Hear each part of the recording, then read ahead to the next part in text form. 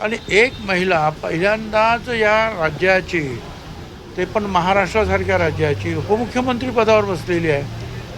तिच्या बाबतीमध्ये असं बोलणं हे अतिशय अश्लाघ्य असं आहे. आणि अशी अपेक्षा काँग्रेस दुसरं कोणतं असं लहान सहान काँग्रेस करून तरी अशी अपेक्षा नाही.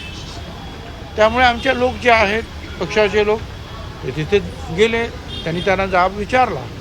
आणि याच्या पुढे तरी जे आहे ते लक्षात ठेवा की तुम्ही जर आमच्या नेत्यांना काही जर असं जर बोलाल तर आमचे लोक गप्प बसतील, ऐकून घेतील असं नाही, जाब विचारणार. परंतु दिवसेंदिवस राजकारणातली जी पातळी आहे ती कुठेतरी घटत चालली आहे का? ज्या पद्धतीने ही सगळी वक्तव्य समोर येतात आहेत, हे शिव्याशाप देणं असतील पत्रकार परिषदेमध्ये किंवा त्यांचा आमचा काही संबंध नाही ना.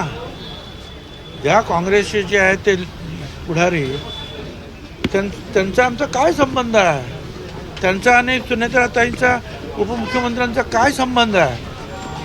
कशासाठी हे उगीच आपला त्रास द्यायचा, कशासाठी अपमान करायचा? सर, तुमच्या पक्षाने आंदोलनं केलेली आहेत, मात्र अजूनही काँग्रेस त्याच्या वक्तव्यावर ठाम आहे. हर्षवर्धन सकपाळ म्हणतात की सुनेत्राताईंनी दुर्गा म्हणून सिद्ध करावं, असं ओपन चॅलेंज त्यांनी दिलेलं आहे. दुर्गा म्हणून सिद्ध करावं असं. आता मग तुम्ही स्वतःला काय म्हणून सिद्ध करणार आहात?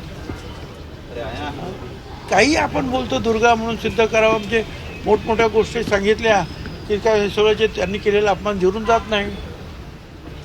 राजकारणामध्ये त्या सुनेत्राताई आहेत, उपमुख्यमंत्री आहेत, उपमुख्यमंत्री आहेत. आणि पुढच्या त्या काळामध्ये जे आहे ते कर्तृत्व नक्कीच सिद्ध करून दाखवणार.